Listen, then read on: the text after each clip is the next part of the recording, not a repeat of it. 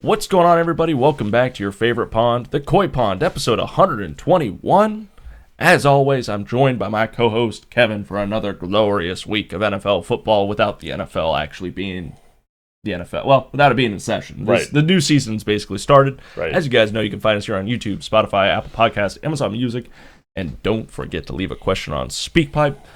Maybe you have some draft questions. Obviously, draft is right around the corner. Kind of. I guess it's the end of April, isn't it? Yeah, So but it's coming. it's coming up. Plenty of things happening. It's early March now. Yes, exactly. Yeah, how about that?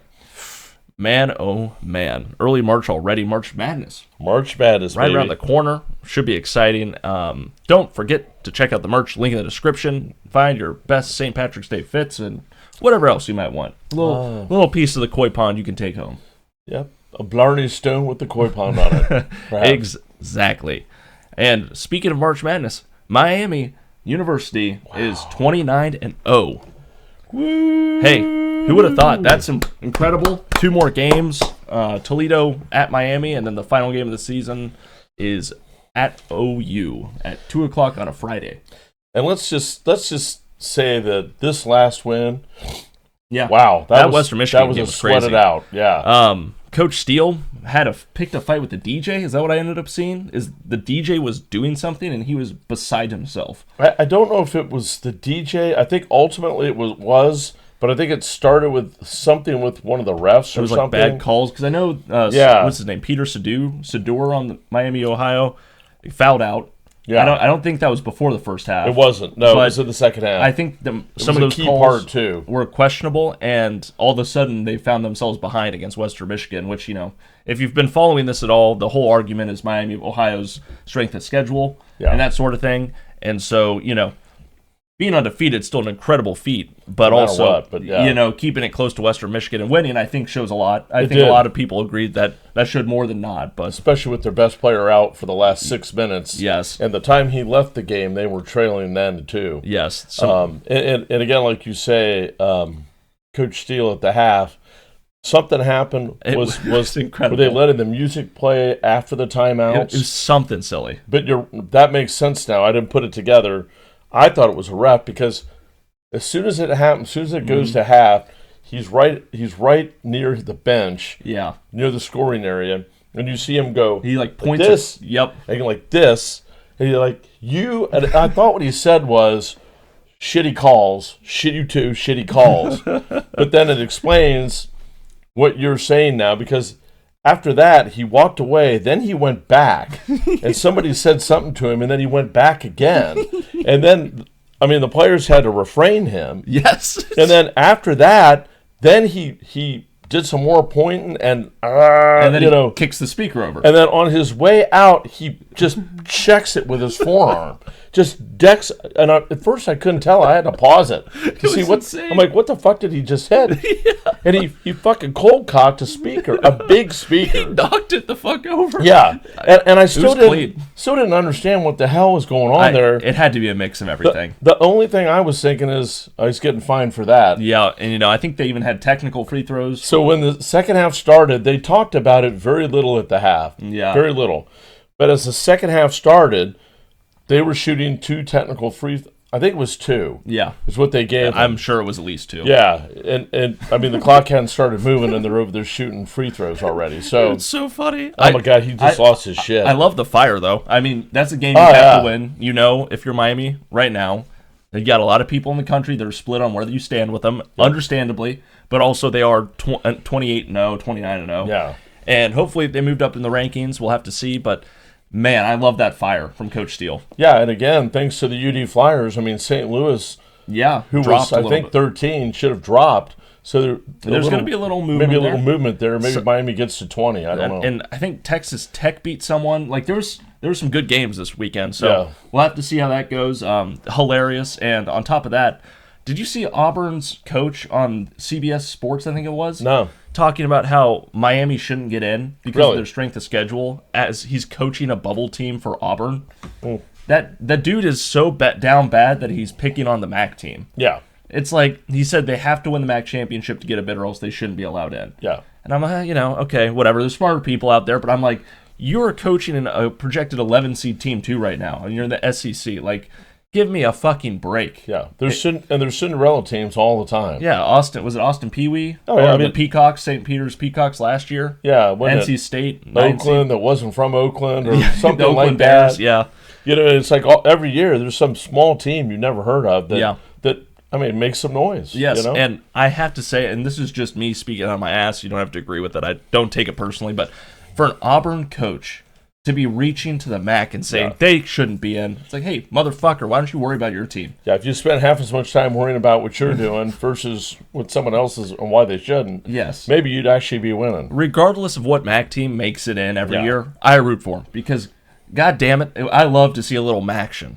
Yeah. And on top of that, little MACtion, I like that. That's what the Tuesday, Wednesday games in the college football season kidding. are called. I hadn't heard that one. It's called MACtion. MACtion, I like that. It's historically terrible. Well, MACtion football, but hey, MACtion basketball is a different story. That's right. But and on top of that, just since we're covering Miami approved that new stadium to be built at Cook Field, and if you're familiar with Miami, Millette to be torn down, I think, and Cook Field to be moved basically over there. Yes. Or they're making a similar field over there. I think that's the plan, and I saw a little bit more about it. The vote happened on Friday, at your point. Yep. And it's really interesting that, I don't know when Miami actually undertook this plan and proposal. It's been like the start of the school year. So like the fall semester, I think it started. But how strange that this becomes the year, coincidentally, that Miami is 29-0 and having this success. At the same time, they're trying to vote and pass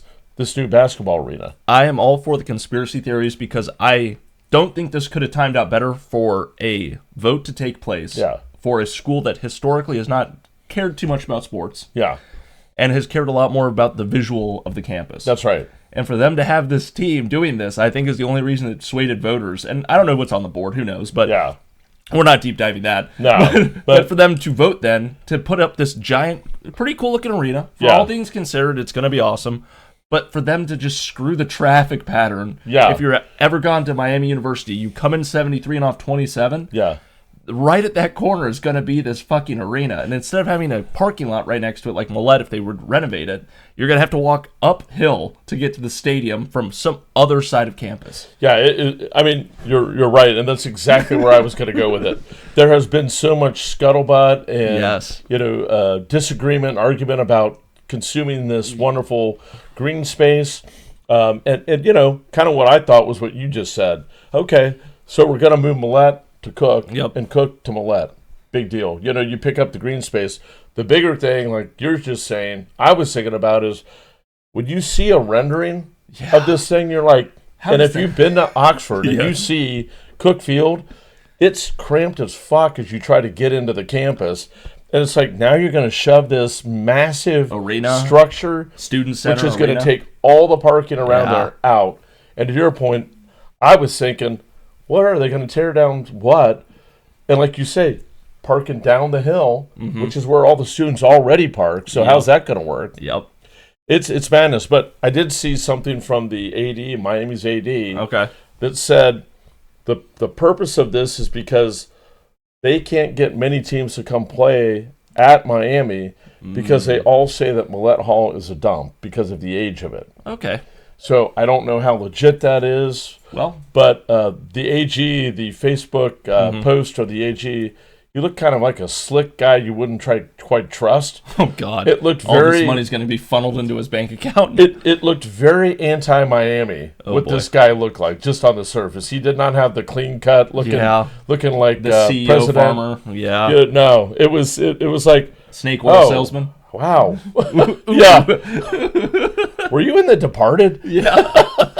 So we'll have to see. I mean, I agree, and Coach Steele has said it this season plenty because of the strength of schedule argument is that no one will play us. Maybe I don't think he was lying, but maybe the truth of it really is the facilities were that bad. Yeah. And I will say we can all agree it's old. And when you walk around Millette, and we do every year, at least once or twice, it's stated. Yeah. It's stated. It's clean, but it's bad when it's clean, and you still feel like, oh, I'm kind of walking down, in the past. Yeah, and I wonder, because they're planning obviously to have a lot more, like they always do every year. They have entertainers in for like family weekend. I wonder if it's hard to get people in to some extent for that. Yep. It'll be really interesting to see how they put this in there. But yeah, and I didn't think I saw when the finish date is for it. I think it's starting here very quickly. That's what I thought, and I thought it was like the 27th season is what they were shooting for. Yeah, so we'll check their schedule when that happens. Yeah. I'm curious what that,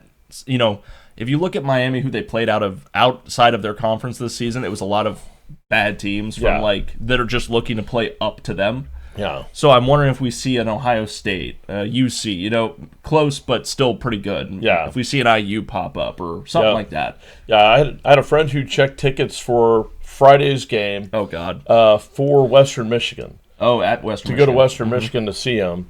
And she said that they were $100 a seat. Yeah, this at Miami right now, if you try and buy tickets, it's a minimum of $100. And the ones at Miami, I think for the next shot game, up probably. She said were like 270, 300. They're making their money back on the stadium immediately. So that's pretty wild. Yeah, I mean they had to add extra floor seats. Miles Garrett went to a game. Yeah, what the hell? That was awesome. Very cool. Hey, you know what? I'll take it. We can't talk shit about Miles Garrett on the podcast anymore because I would never have expected him to even give a shit about Miami of Ohio. No, and I mean the defensive player of the year. I mean he went to a back game. Yeah, I mean this is not like we're talking about I don't know Trey Hendrickson or something. I mean I'd like to see that'd him be fine too. Yeah, but I mean the defensive player of the year. Yeah, and if it was like Jamar Chase, that would make more sense to me. Yeah, not someone all the way in Cleveland, but hey.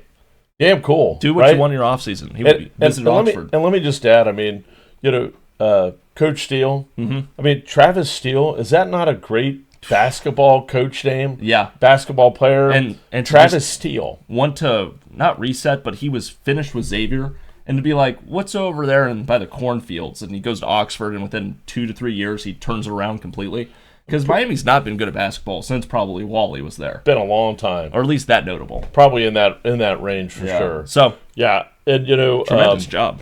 Yeah, that's pretty amazing. It really is. And again, just the entertainment of it, how he was at that halftime. I speculated maybe he had his support from the swim team. Maybe his Speedo was on a little tight, and was creeping, something like that. And just kind of pissed him off. I don't know, but anyway, who knows? But that will be funny if they go undefeated. But two more games, big games, and 2 tough games, because not only are you playing, and one of the last ones is Toledo. Toledo's at Miami. Okay, so I like that because that'll be a hard one. Yep. I'm worried about the OU game because it is Miami versus OU, and those boys will be boozing early all day Friday. Oh my gosh. And again, you're also battling 29 games. Mm-hmm.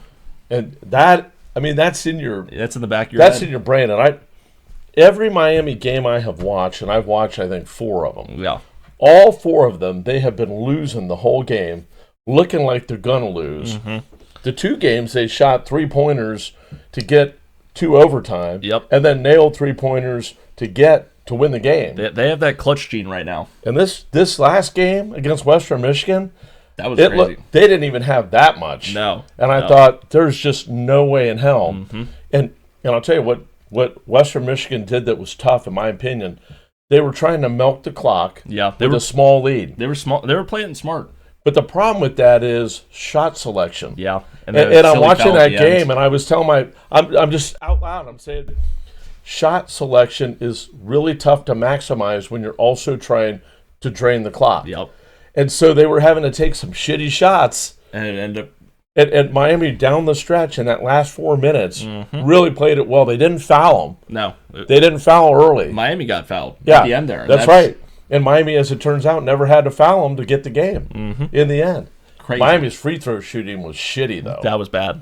But the 3-pointers were not great either. Western Michigan showed up a little bit more than I thought they would. They really did. And I'll tell you what. There was more Miami fans there than I expected. Yeah. Just a sweet scenario to find yourself in going into this March Madness. The Western Michigan coach had beaten a ranked team one other time. And they put that stat up, and I'm like, oh, boy. Here we go. Fuck. You know how they do that. And then things manifest and happen. I don't know. I was like, oh, gosh. Crazy shit. But what I will add, real quick. Yeah. I don't have it on now, but Miami Visor. I had it, but I didn't have it on. Oh, so that's why it was a close And game. as soon as I put the visor on, they started coming back. Well, I guess you have to wear that nonstop. I got over it. Yeah, for, I will. Until the end of March. There you go. March Madness at least. So anyway. But hey, that's our Miami. There we go. It is exciting, It's though, so right? exciting. And it's so relevant, too, right now.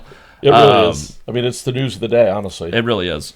And, I don't think that game, though, Toledo games, is that going to compete before we have this podcast come out? I don't know. I don't know. Let's take a sec. Yeah, just take one tick here. I have my Miami schedule handy. Nice. Tuesday, March 3rd. Okay, so that will be hopefully hopefully. I'm not going to cut this whole section out. You know what, Miami? Good luck. It's what at are you Miami. Dumbasses talking about?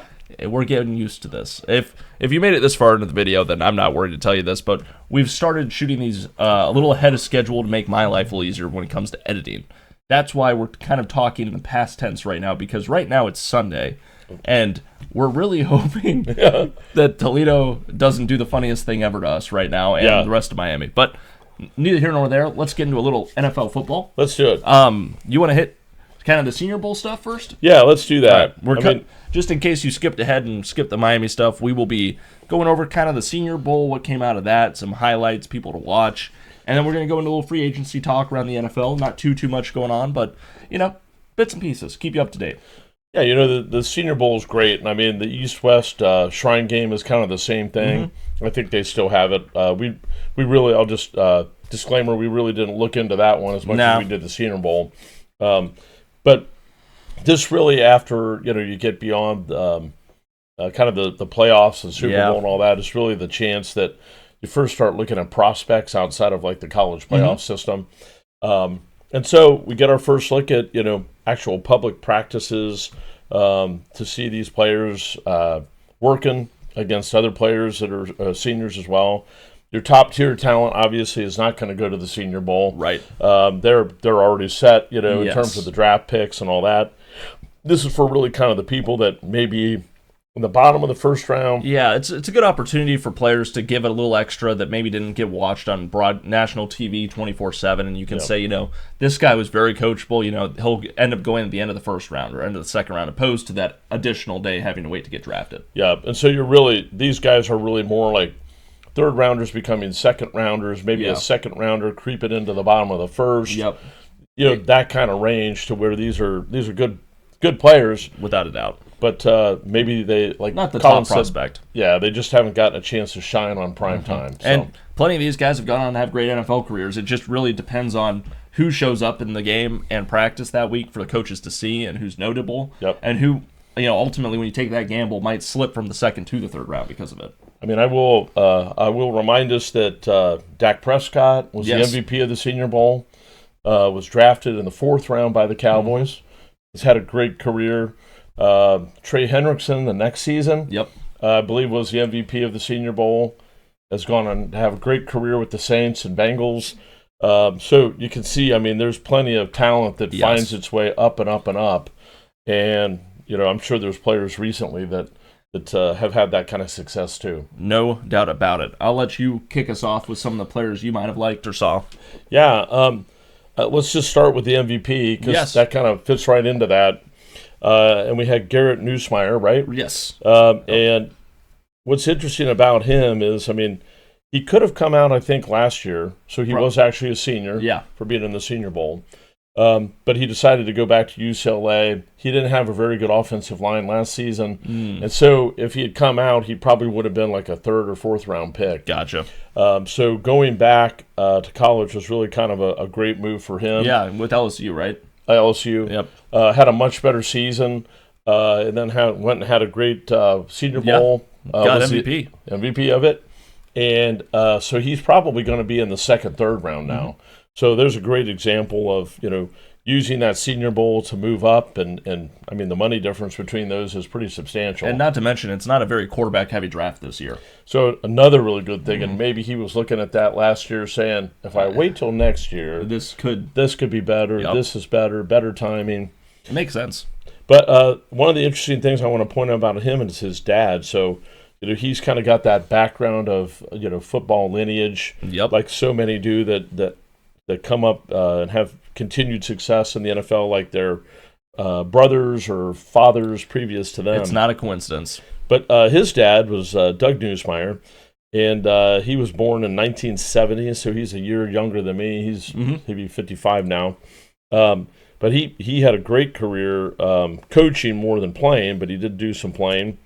Played for the Saints, played for the Broncos, the Colts, and the Bears. Yeah. I think all his backups. And then went on to coach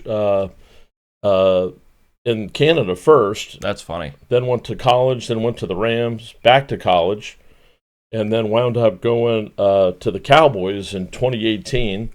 2020, he moved up to be the quarterbacks coach for Jason Garrett at Dallas.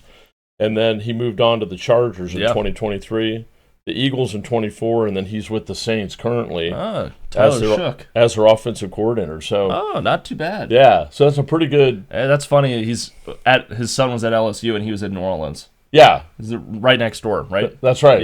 Yeah. So no coincidence there, right? And the other interesting little tidbit that I told you before we went on the air, Neusmeyer served as a quarterback coach for the Chargers in 2023. Joining his Cowboys offensive coordinator, Kellen Moore. Yep. So when Kellen went to the Chargers, then to the Eagles, Neusmeyer went with him, right? And Eagles and the Saints. Yeah, that's right. That's funny. So he's been with him 3 stops then. Oh, I mean, that offense is always pretty good with Kellen Moore. Yeah. Chargers were good. He was good with them. Eagles, he was good, or pretty good. Yeah, and the Saints last year had a phenomenal end of the season. Yeah. Getting shooked up. So that's Garrett Neusmeyer's dad. A little roundabout there, but it's always interesting as you start to look at players for the draft, kind of their background, because it does matter. Yeah, it does matter, right? They know the difference. They know how to be successful. They're surrounded by success, or at least people that have made it. That's right. That's more than enough to give you the opportunity. That background, yes. Right? Give you a slight edge. Sean McVay is a great example of that. His dad, right? I think so. It was his dad or grandpa. Yeah, we talked about it.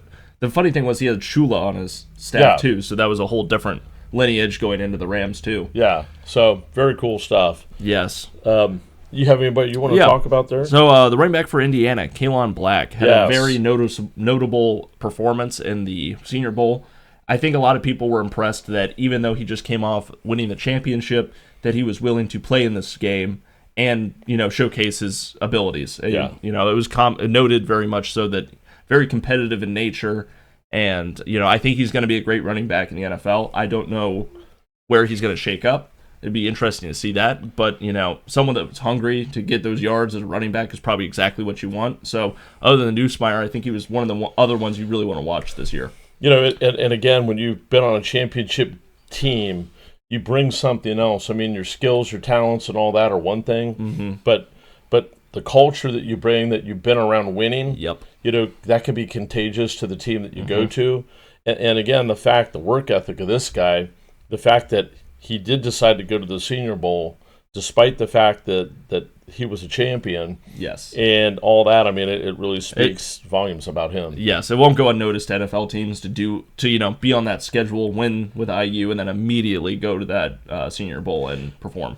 It'll be interesting to see if he actually gets himself into the bottom of the first round or not. Yes, and running backs are a premium these days. Yeah. There's a lot, it's very much talked about that you get 5 good years out of them typically, and some players like Saquon or Derrick Henry that are how do I say it, certified amazing running backs will always get that extra chance, but teams are a lot quicker to tell running back to go see it, find another team, and we're going to draft this guy this season. Yeah. I mean, the Chargers have been doing that now for like 2 years, aside from Marion Hampton being on the team. But, the Cowboys have been a running back carousel for the most part. Yeah. Trying to think off the top of my head. The Bengals did not hesitate to send Joe Mixon to the Texans to use Brown. Right. Chase Brown. It's just the culture of it now. So I think if someone's going to reach, they could have a Chargers moment reaching for Marion Hampton last year and reach for him. I can see that very much. And, it's not like he's going to the Raiders where that was, Ashton Genty could only do so much on that team. But who knows? I mean, the equivalent would be, maybe not the Jets because they already have their running back solved. But if he went to Steelers don't really need one, maybe the Browns, that would be a situation you might find yourself similar. But I think some team is going to reach for him. Yeah. No, I think you're right. Totally. Or there's an opportunity to reach for him there. Yep. Yeah, it's going to be very interesting to see how that all goes. Bud Clark was somebody I liked from TCU. Yep. Safety. Probably stock rising into a day 2 candidate now. So I'm looking at that because I know my Cowboys are in need of a safety. Bengals, Cowboys, Jets. Now that they don't have whoever that was, Sauce Gardner. Yeah, and we're not going to be able to get one in the first round. I don't think, not one caliber where we're picking. That's true. So we're going to have to look into the second round. And again, this guy, 15 interceptions in the last 4 seasons.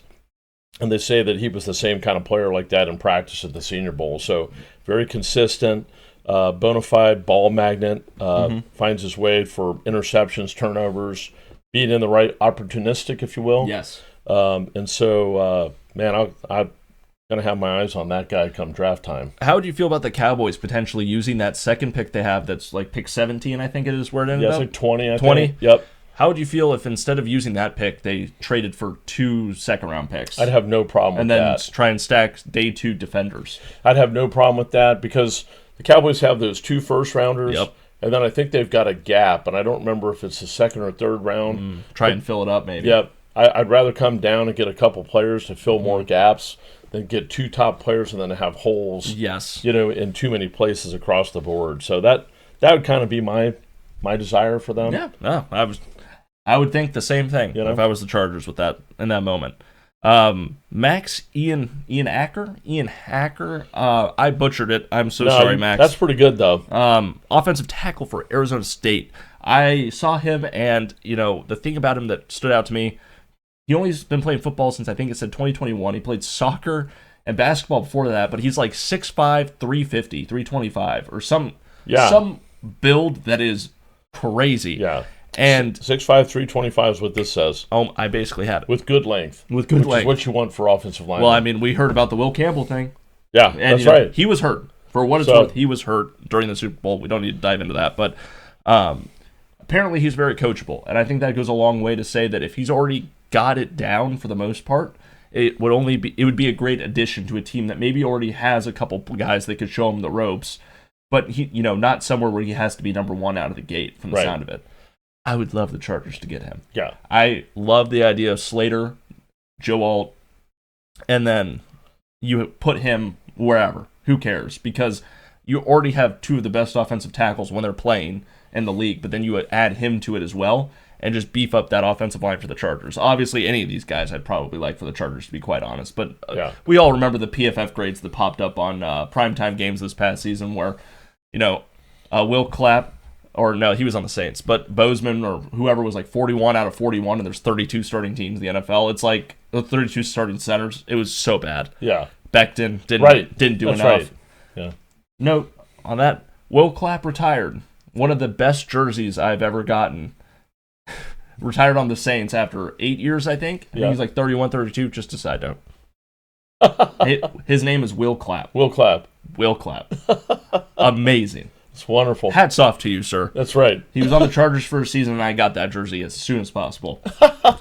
And hang it in the rafters. I'm gonna have to put it in a frame. He didn't do much, but damn it, was that a fun one. Oh, that's awesome. You got another one? Yeah, I do. For me, Lee Hunter, Texas Tech defensive tackle. Mm-hmm. Texas Tech had a really good season. They did, and they had some great defensive players, and you're going to see them sprinkled all through. This draft, mainly on defense again. But this guy, again, dominant run defender, was a force at times as a pass rusher, and he's got a chance, especially with another good showing at the Senior Bowl, maybe to be in the first round. Okay. So we'll see. I mean, they've got a couple other guys, I think, might go even higher than that. But again, Texas Tech, Lee Hunter, defensive tackle. Yeah, and the thing I will say about this draft, obviously I think it's, again, very defensive heavy, but it's funny because of how many teams were just non-existent when it came to defense this year. It feels like almost every team has at least those 4 guys that are flashy on the offense, and you just can't say that about a defense of many of these NFL teams across the board. Yeah. I would imagine you have to use every draft spot, but the amount of defense going this year is going to be insane. Mm-hmm. Everyone's going to be looking to improve that defense and keep up with the next guy. Let's see. Next on my list. Let's go with Derek Moore, edge for Michigan. It looked, I mean, just an absolute pass rusher. He had a great practice week. I think he had a pretty good game. Noted that he showed a lot of relentless power, and I feel like that would complement any team. When you're talking about an edge, it seems like that would be a great spot, a great day 3 draft pick maybe. He might have gotten up to the second day, round 2 of the draft this year, but we'll have to see. I think Michigan defense, when I think about it, typically those guys do pretty well in the NFL, and I'm very interested to see where he ends up. Okay. That was what position? Edge rusher. Edge rusher, okay. Probably the edge rusher that I noticed was Zion Young from Missouri. Let's see. About 6'5", 262, arms 33 plus on the length. Damn. Before the senior roll, he was probably mid to late second round. Okay. And he's probably got himself all the way up to the end of the first round now. Wow.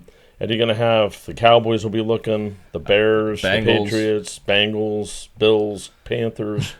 And again, the guy's a captain too, so he's got leadership, work ethic, that whole thing going on. So that's going to be interesting to see how that plays out. Yeah, some good defense. Let me think. I got one more.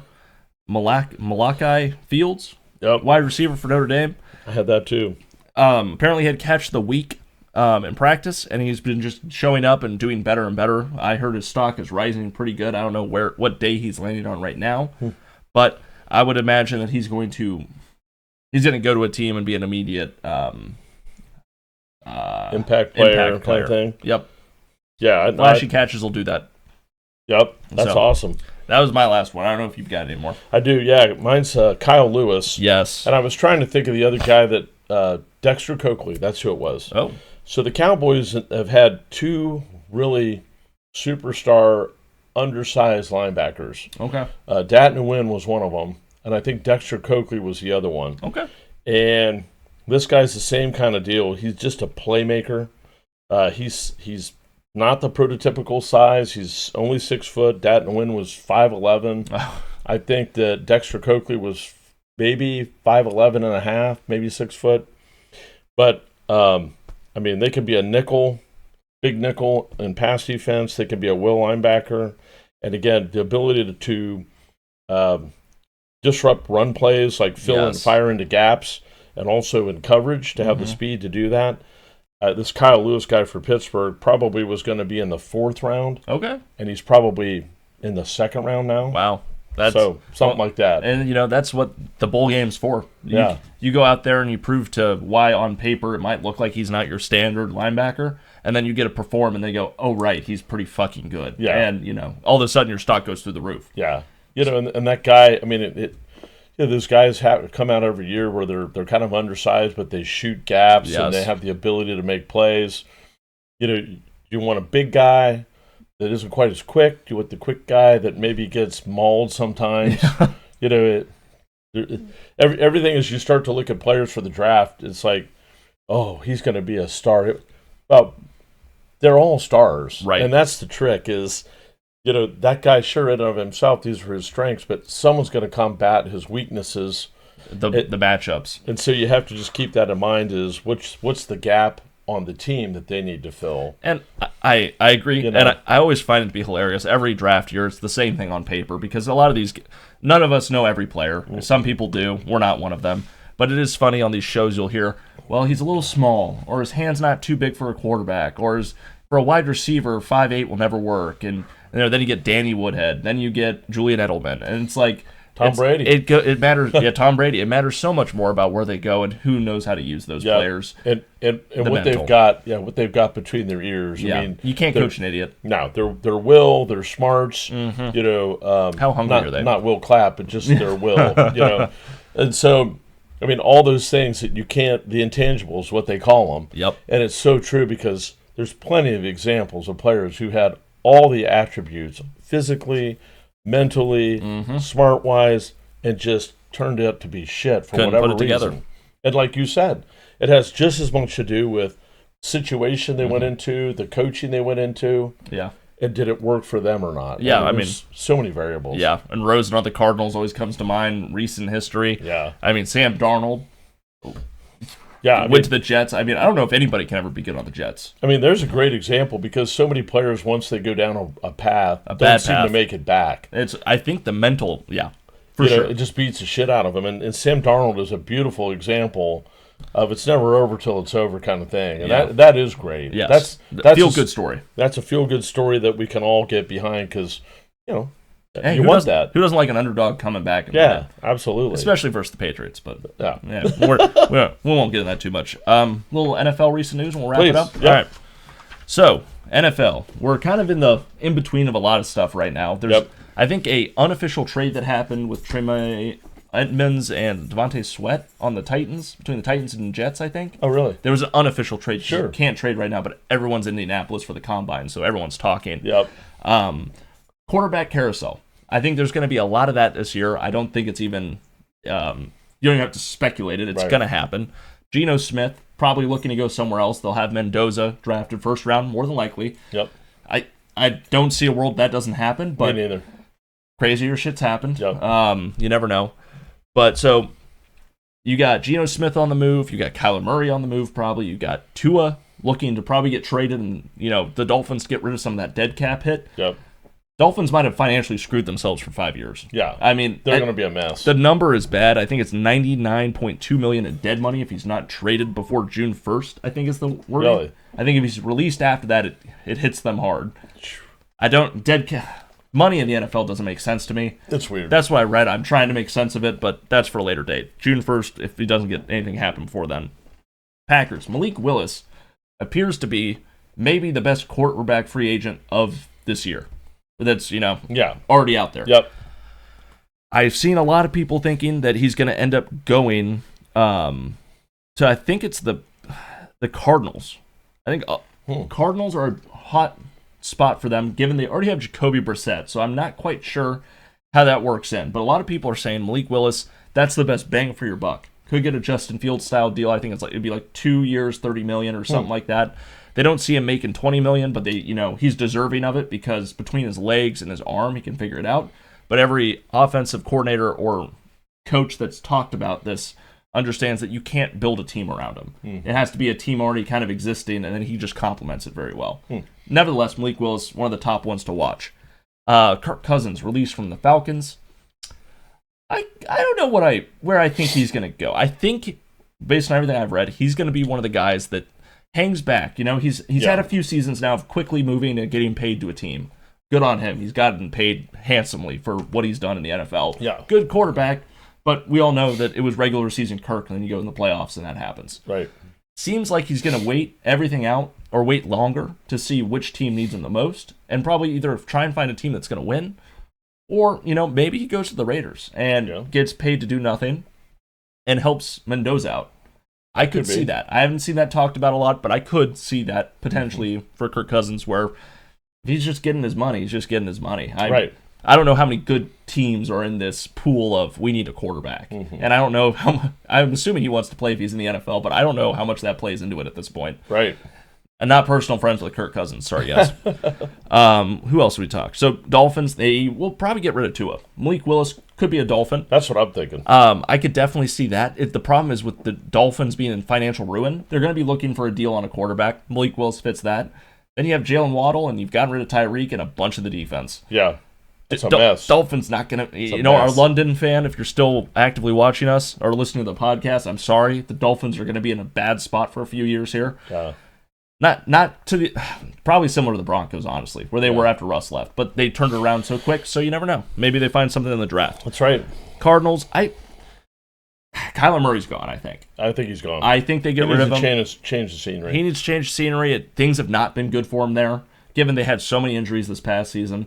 But he didn't help. I mean, at one point it seemed like they soft-benched him and just put Jacoby Brissett in because Brissett was putting up numbers. Yeah. And he's on the team for another year. So I almost feel like the Cardinals write out Jacoby Brissett, see where they end up, and look from there. Because they did fire their head coach, I think, too. Yeah. So we'll kind of see what happens there with the Cardinals. I don't see them looking for one of these quarterbacks necessarily. Yeah, and, keep in mind, Mike McCarthy's now in Pittsburgh. Yes. And so there's a little bit of a tie back to the Packers with Mike McCarthy still, I think.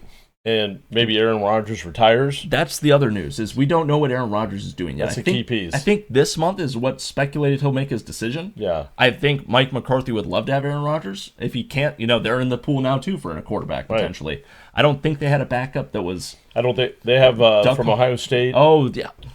Yeah, so they are in a good spot. Right. I think they'd probably want a veteran on that roster, too, to help him out. Probably. I liked that Ohio State quarterback. What? I can't remember it offhand. Yep. You guys know who we're talking about. So they're in the pool, but they're not really in the pool at the same time. Colts. Interesting situation is happening with the Colts right now, where Daniel Jones and Alec Pierce enjoy playing with each other. The Colts are going to have to figure out the puzzle to either make a deal with Daniel Jones and franchise tag Alec Pierce, or if they wait too long and franchise tag Alec Pierce and they don't sign Daniel Jones, he could potentially go to another team and the Colts get awarded compensatory picks, depending on how they do. If I'm the Colts, I'm trying to keep Daniel Jones. That season didn't go as planned, but you can't account for injuries. Yeah. He was doing phenomenal up until you hit that little, not road bump, but like car crash. And it went a hell of a lot better than anybody thought it would. You get or anything had gone for them in recent years. They built quickly and they built effectively. Hats off to Jim Irsay's daughters. Yeah. A hell of a team there for a little bit. And quite frankly, again, injuries. There's nothing you can do about that sort of thing. I'm imagining it sounded like they weren't close to making a deal with Daniel Jones, but it sounds like they've confirmed Alec Pierce will be a Colt next year. And I think they're going to roll the dice on being able to sign Daniel Jones, is what I've heard, is they're going to franchise tag Pierce and just do what they can to keep Daniel Jones. If I'm Daniel Jones, stock is high right now. Yeah. After that season, stock is high. Do I think he leaves? I don't think he's married to the Colts. Yeah. I mean, does he go to the Vikings? Does everyone see this path of bad Vikings. team, better team, Vikings, Seahawks? Maybe, huh? Vikings have Justin Jefferson, you know what I mean? And they kept their defensive coordinator and paid him out. Yeah, big time. Hats off to him. That's going to help Minnesota out a lot because I thought he was going to leave for a little bit there. And is the jury still out on J.J. McCarthy? A little bit. I mean, the thing about it is he got a lot better as the season went on. They won a game or two down the stretch that I didn't expect them to win. I don't know what to expect from J.J. McCarthy. Yeah. I imagine they want to have a veteran quarterback on that roster to help him out. Daniel Jones might be that guy if the Colts can't get it done. We'll have to see. And then some little cleanup news towards the end here. Eagles with A.J. Brown. Yeah. What is the deal with the Eagles and A.J. Brown? I feel like there's no way they trade him, but there's still so much news and scuttlebutt about him potentially going somewhere else. And, checking ESPN, reading some articles. So at some points, they made it sound like they might do a 1-to-1 wide receiver swap for Cortland Sutton, Chris Olave on the Saints. A.J. Brown's been A.J. Brown now for a couple years on the Eagles. I don't know what to expect from him. And you know who wants him? Who? Mike Vrabel. Oh, wouldn't that be full circle? But I don't know what, at that point you give out plenty of picks for him, I guess. Picks will do it. Is he a free agent or is he still I think he's under contract. Okay. Everything I've heard's been trade. Okay. So the Patriots have to give some stuff up for that. I think the Eagles realize they have to get rid of him because he's become, I think, probably a problem. A disruption. Yeah. Yes. I would agree with that. And, based on how the last season's gone for the Eagles and how loud it's been, and they did win the Super Bowl, but it never got that much quieter after doing that. I feel like you're not married to A.J. Brown. No. He's not going to... He helps, but if Jalen Hurts can't get him the ball, he's only louder than that. Maybe look for another wide receiver. Yeah, it's a little bit like the T.O. situation years ago. And so I would be shocked if they hang on to him. Bring back Deshaun Jackson. Yeah, right. But, that's something to watch. There's not too much news about it right now. Again, it's so early in this whole thing. Who knows what happens? And then to clean up, Max Crosby is potentially traded. He's not requesting a trade. Everyone's saying, why would you get rid of him? But maybe behind the scenes, he's talking to his agent saying that he wants out. I don't know. We'll have to see as the season moves on what that looks like. I know the Cowboys would love Max Crosby. Yeah. I think any team would immediately get better with Max Crosby. I don't think anybody knows what he wants right now. Yeah, the Cowboys have hired the one of the defensive coaches from the Eagles. Yes. And so they are in the process of installing a 3-4, going from a 4-3 to a 3-4. And so I don't know if Max Crosby fits that scenario. I know, is it Dean, the linebacker for the Eagles, who's a free agent? Oh, yes. Nakobe Dean. I think so. The Cowboys have already been linked to him because he understands Christian Taylor's defense. I think that's his name. So could be a lot of players in motion for the Eagles. Could be. And we do know that Howie Roseman is a wheeler dealer. Oh, yeah. He'll be quick to sell and buy. And last season, I mean, that team wasn't exactly what they hoped it would be. No, but they kept picking up players to keep it moving in that direction. Very impressive stuff from him. So he, once again, always amazing. But he may be ready to move on from a few of those guys to just reset things. I would not be surprised. We'll have to see. I'm sure there's Eagles fans out there yelling at us right now. Hey, probably. We'll see what happens. Last year was not the year for you guys. And on that note, I don't really have much else. Quarterback carousel, little movement. It's so early in the season. There's going to be so many of these players that I just talked about that might be involved in draft day deals. Yeah. Who gets who is? I think Malik Willis is a free agent, but like Max Crosby, will he be a trade ticket for someone else? Right. Well, if the Raiders try and do the funniest thing ever and get picks 1, 2, 3, you know what I mean? Right. Every year there's some new bullshit that happens in the draft. Travis Hunter, Browns, Jaguars. You had the fucking Trey Lance with the 49ers. They reached and they missed. You get these GMs and these coaches that think they know shit and they don't, and it's so funny when it happens that way because when you reach and you miss, boy, do you fall off a ladder. Yeah. It's so bad. Well, and your comments right there, if you now's the time of year to go back and watch the great NFL draft movie with Kevin Costner. I think, what is it called? Draft Day? Draft Day, thank you. Yep. But there's a scene in it where it's the Cardinals GM, and Kevin Costner, as the Browns GM, has given up all his 1 picks to the Seattle Seahawks. And now he wants to get his picks back. So, against all odds, he goes to the GM of the Cardinals, and he's like, a quarterback is dropping in the draft. The Cardinals GM is freaking out. Yeah, why has he not been picked? Yeah, what do you know? Tell me what's wrong with him. What's wrong with him? And he's like, there's nothing wrong with him. For me, to be honest with you, it's just a character issue. And the other guy's like, I don't want to look like a moron. I don't want to look like a fool. And Kevin Costner's like, well, you're going to look like a fool. I'll tell you what. I'll take your second-round picks. I'll take that pick off your hand for my second-round picks.